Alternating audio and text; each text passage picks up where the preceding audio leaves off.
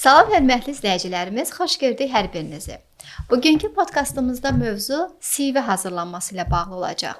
Yeni işə başlayan gənclər CV-lərini necə hazırlamalıdırlar ki, müraciət etdiyi şirkətlərdə onların CV-ləri seçilsin. Bu mövzu ilə bağlı bugünkü qonağımız Azərbaycan Alpaqut Federasiyasının mətbuat katibi, Soft Skills üzrə təlimçi Zarina Hüseynovadır. Zarina xanım, xoş gəlmisiniz.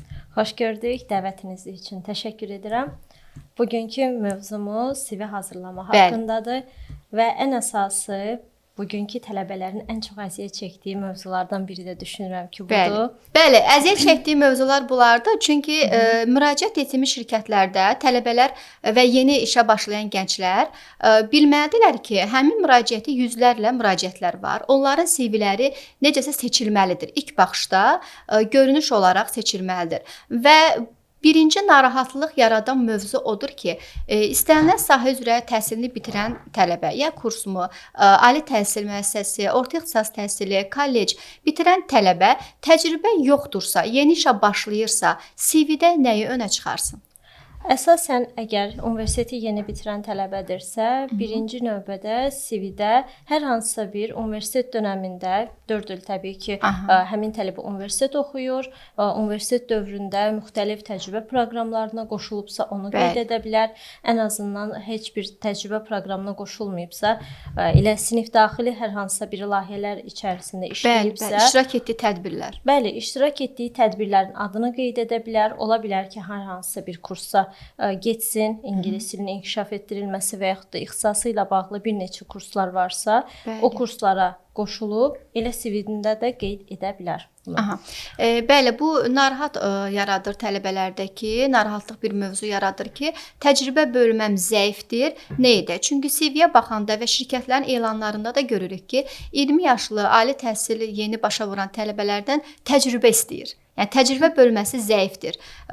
Bu zəif olan yerlərə nələri əlavə eləsin? Konkret deyək ki, onlar üçün də rahat olsun qeyd eləmək. Onlar üçün ilk növbədə, yəni bu sözü həmişə də demişəm, hər bir yerdə də demişəm ki, hər hansısa bir müəssisə üçün könüllü çalışmaqdan tələbələr çəkinməsinlər. Çünki bugünkü günümüzdə əgər staj yoxdursa, heç bir yerdə çalışmamısınızsa, könüllü təcrübələrin o CV-mizin nə qədər zənginləşdirdiyinin fərqində olmalıdırlar. Ola bilər ki, müəyyən qədər bugünkü günümüzdə ödənişsiz çalışsınlar, amma sabahsı gün onun çox böyük faydaları olur. Hansı ki, bu təcrübə yolunu mən özüm də keçmişəm.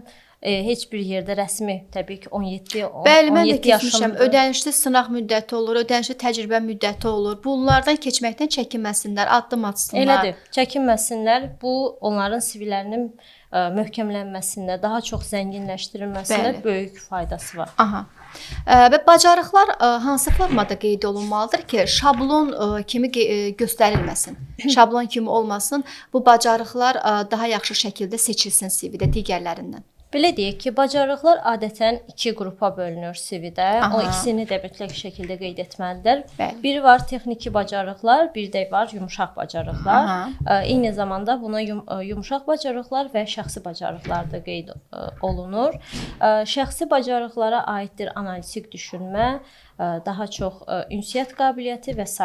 bunları mütləq şəkildə qeyd edilməlidir. Çünki bugünkü günümüzdə şəxsi bacarıqların da ön plana çıxarılması olduqca vacibdir. Çünki bir işə götürənə maraqlıdır ki, qarşındakı oturan namizəd onun hansı şəxsi keyfiyyəti maraqlıdır. Çünki bugün ola bilər ki, onun təcrübəsi olmasın. Amma öyrənməyə həvəsi varsa, hər bir işə götürən düşünürəm ki, onun üçün əvəzsiz bir dəyərdir. Bugünkü günümüzdə də gəncləşdirmə siyasətində də var ki, həmin o öyrənməyə həvəsli şəxsləri öz yanına stressə davamlı olsun. Əsas da stressə davamlı, komanda işləmək bacarmalıdır. Bunun kimi xüsusiyyətlər, şəxsi xüsusiyyətlər çox vacibdir. Qeyd etdiyiniz texniki bacarıqlar hal-hazırda rəqəmsal bir sistemdə yaşayırıq. Hamı üçün önəmlidir. Bu müəllimlərə də lazım olur, həkimlərə, ixtisasına asılı olmayaraq, həmçinin mühasibatlıqda da bir neçə proqramlar var ki, işləyəndə onlar bizə lazım olur. Həmçinin orada praktik bilik də ofis proqramları, kompüter bilikləri, həmçinin 1C proqramı, Excel-də orta səviyyə cədvəllərin strukturu, bunları geniş şəkildə də qeyd eləmək olar. Yəni nə bilirlərsə biliklərini geniş şəkildə qeyd etməkdən çəkinməsinlər. Daha izahlı yazsalar daha yaxşı nəticə əldə edə bilərlər düşünürəm. Düzdürmü? Qeyd etdiyiniz kimi mühasibatlıq sahəsində ən çox istifadə olunanlardan biri də ofis proqramlarından Excel-dir. Bir proqram bilə bilərlər, ola bilsin ki, 1C-dən əlavə. Onun ətraflı şəkildə qeyd edə bilərlər ki, tərkibində olanlar. Excel-in tərkibində hansı funksiyaları, hansı formulları bilirlərsə, ətraflı şəkildə onu qeyd edib, yəni daha çox fokusu göstərə bilərlər ki, mən Excel-i daha yaxşı bilirəm. Çünki hər hansısa bir müəssisəyə Excel-i yaxşı bilən bir işçi lazımdır. Bunun üçün də artıq o öz bir üstünlüyünü qazanır. Kompüter bilikləri, kompüter bilikləri olmalıdır. Nəinki kompüter bilikləri, eyni zamanda kompüter üzrə hər hansısa bir digər kurslara gedibsə, hamısını ayrı-ayrılıqda yaza bilər. Aha, əla. Bəs CV-nin dizaynı necə olmalıdır, strukturu necə olmalıdır, daha diqqət çəkən rənglər, forma necə olmalıdır ki, seçilə bilər? CV-ni adətən hər hansısa bir tərtib edərkən birinci diqqət edəcəyimiz məqam onun rənglərinin bir-birinə uymasıdır. Adətən CV qəbul edərkən hətta şəkillərini qoymaqdan çəkinirlər. Bu da insanda biraz müəyyən qədər özgüvənsiz olmasına gətirib çıxardır ki, insanın qarşı tərəfdə fikir formalaşır ki, bu öz şəklini yerləşdirməkdən çəkinirsə, ya məndən gizlənir, yəni fikir formalaşır.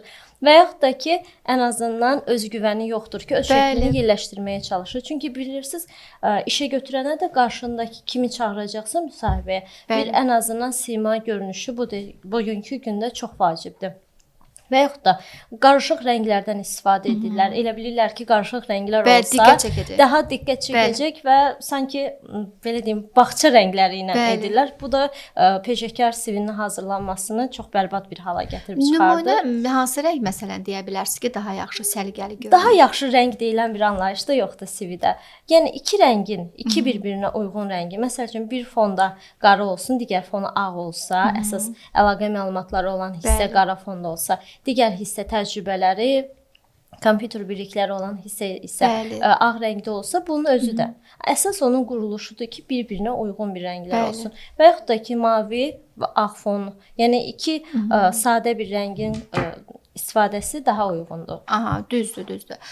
Bəs profil, yəni arxa fon, cover letter necə yazılmalıdır? Profil haqqında hissəsi ən çox vacib olan hissələrdən biridir. Belə ki, bu hissə artıq sənin haqqında müəyyən qədər fikir formalaşdırır qarşı tərəfdə. Ola bilər heç bir təcrübəniz yoxdur. Heç bir təcrübəniz olmadığı halda da nümunə deyirəm, mühasibatlıq sahəsi üzrə yeni bitirən bir tələbəyəm. Ən əsası qarşı tərəfə bildirirsiniz ki, mən yeni bir tələbəyəm. Bu da təzəlikcə məzun olmuşam. Bu sahə üzrə elə də geniş biliyim yoxdur. Yəni təbii ki, yoxdur sözü demirik. Sadəcə o bir bayaq qeyd etdiyim bir cümlə qarşı tərəfdə müəyyən qədər fikir formalaşdırır ki, mən bunu müsahibəyə çağırsam, artıq yeni başlayan bir insan üçün olan suallar verim. Hər hansısa bir daha bir neçə il stajı olan şəxs kimi suallar verin. Daha sonra qeyd edə bilərsiniz ki, mən işləməyə həvəsli, daha çox potensialı olan bir gəncəm və s. Bu tipdə qısa bir cümlə qeyd etməyiniz daha məqsəd Bəs motivasiya məktubu olaraq niyə bu şirkət, niyə bu vəzifə və niyə bu sahədə işləmək istəyir, onu necə qeyd eləsinlər? Əsasən hədəfi fokuslamalıdırlar şirkəti. Gedəcəyi şirkəti çox yaxşı haqqında məlumat bilməlidir. Əgər bir hər hansısa bir qarşı tərəfə şirkətə CV hazırlamışıqsa, mütləq ki, onu sadəcə göndərmək uyğun deyil. Onu hər hansısa bir, nəyə görə o şirkəti seçdiyinizi bilmək qarşı tərəfə də maraqlıdır ki, niyə filan şirkət yox, bizim şirkəti seçdin və CV-ni göndərdin. Yəni orada təbii ki, ağlaşma insanlar qurmasın ki, mən iş tapa bilmirəm deyənə bura müraciət etdim, xahiş edirəm məni qəbul edin. Bu kimi sual, sözlər yazmaq qarşı tərəfə inamsızlıq yaradır ki, demək ki, iş yoxdur deyənə gəlib məni tapdın. Ona görə sadəcə nə üçün seçdiyinizi, şirkət haqqında da sizin maraqlarınızla hansı nöqtədə uzlaşdığı çox vacibdir ki, bugünkü günümüzdə sizin dəyəriniz qarşı şirkətin dəyərləri ilə üst-üstə düşsün ki, siz həmin şirkətdə çalışmağa başlayanda artıq inkişaf edə biləsiniz. Aha, əla, düzdür. Bəs görürsüz də siz bu proseslərin içərisindəsiz, rastlaşırsınız. Sizcə CV-də ən çox edilən səhvlər nələrdir? O qədər, yəni səhvlər adətən qarşıma çıxır. Vaxtaşırı öz səhifəmdə də bununla bağlı maarifləndirmə işləri də aparıram və CV-də birinci edilən səhv şəklin seçilməsidir və insanlar düşünün ki, bəzən selfie də qoyurlar. Bəli, selfie də qoyurlar. Hətta Snapchat-da çəkilmiş belə selfie-də yerləşdirilənlər var və yaxud da ki, toydan çəkilmiş şəkillər. Yəni ki, bu kimi şəkillərlə CV-də yerləşdirmək qəti qadağandır ki, olmasın. Ondansa, yəni ki, bir professional, bir sadə bir şəkliniz olsun ağ fonda. Daha sonra ən çox rastıma çıxıb ki, orfoqrafik səhvlər edirlər. Bəli. Bu da onların qeyri-professional olduğunu, eyni zamanda qrammatikanı, yəni ki, səhv bilmək, o da ki, bugünkü günümüzdə o qədər yazı qaydaları. Bəli, yazı qaydalarına çox düzgün riayət etməlidirlər. Yenə dediyim kimi rəngli, çox qarışıq, hər hansısa bir çünki bir CV 5-10 saniyə ərzində artıq incələnə bilər ki, bu insanı müsahibəyə çağıraq yoxsa yox. 5 saniyədə də 5 saniyə kifayətdir ki, mən artıq baxanda bilim ki, bu insan. Çünki bu qarşı tərəf bizi tanımır. Əgər biz bunu qarşısı CV göndəririksə, o ən azından müəyyən qədər bizim haqqımızda fikir formalaşdırır ki, mən bunu müsahibəyə çağırıram yoxsa yox. Ona görə də bu kimi səhvlər. Daha sonra standart olmayan yazı şriftləri. Bəzən görürsüz ki, yuxarıda Times New Romanla yazılıb, aşağıda Calibri. Yəni ki, çox baxanda dərhal bir-birinə seçilir. Bəli. Hətta saytlarda bir də görürsüz düzəldirlər, ə-önü yerləşdirmirlər. Yəni ki, konkret ya da yuxarı hissəsi məsəl üçün təhsil yazılıb, aşağıda isə başqa bir dildən istifadə edib bu kimi hallar. Bəli, bu həmin şəxsin tanınmadığımız şəxs haqqında CV bir ön profildir də. O yazı qaydaları, səliqəsizlik, şrift diqqətsizliyi bunun iş üçün, karyerası ilk addımısa diqqətli olmalıdır. O xəbər verir ki, işə götürəcəyimiz şəxsin məsuliyyətindən, diqqətindən ki, bu da həmin şirkətlər üçün önəmlidir.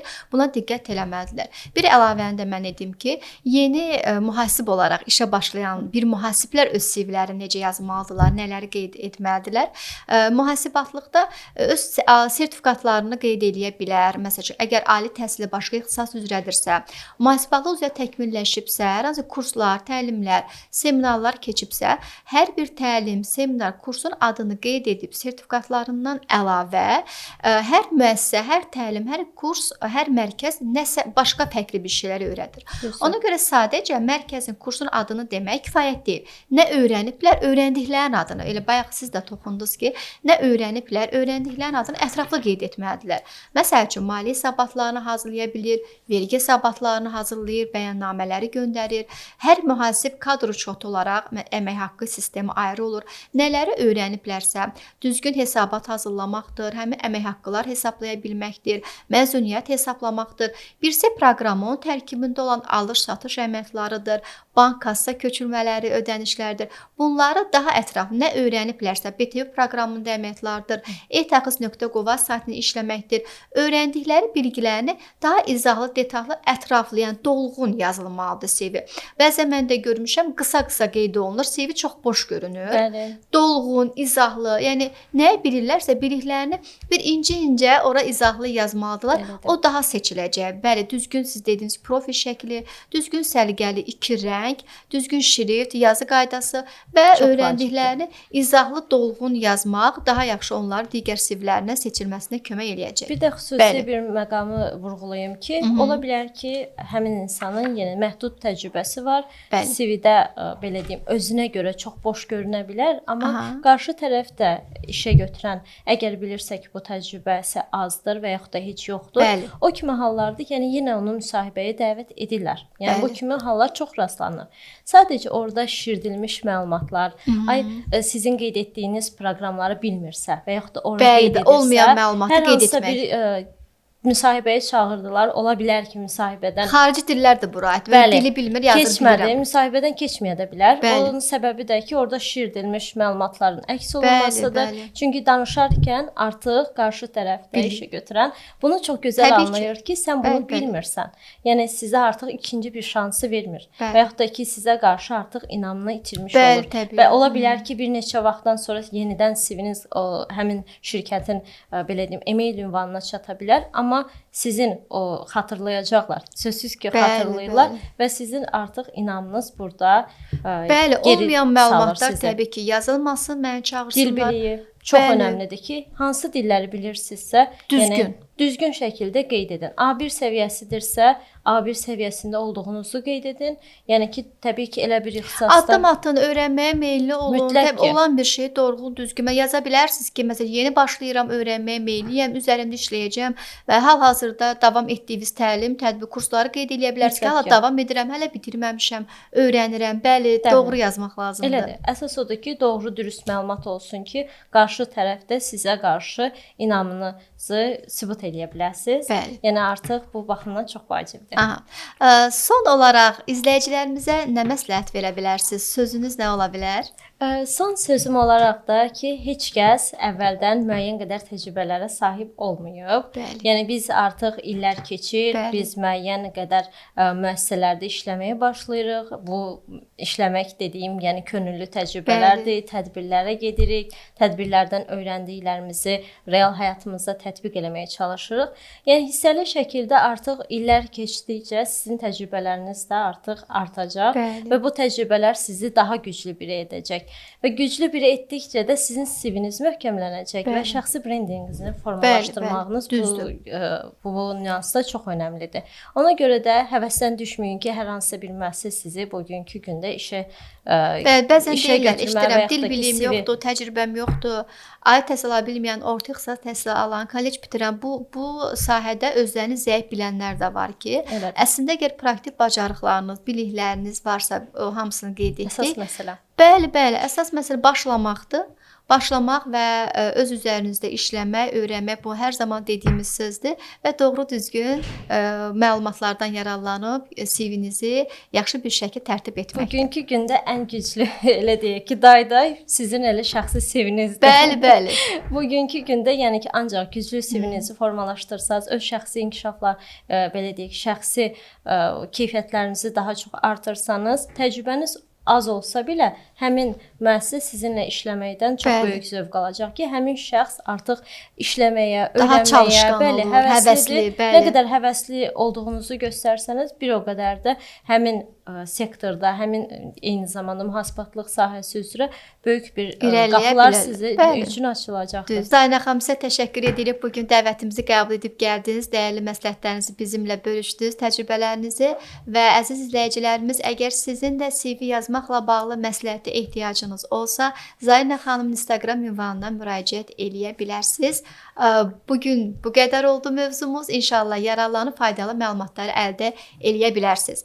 Sonda kanalımıza abunə olmağı, bəyənməyi və sualınız olarsa komment bölməsinə qeyd eləməyi unutmayın. Sağ olun.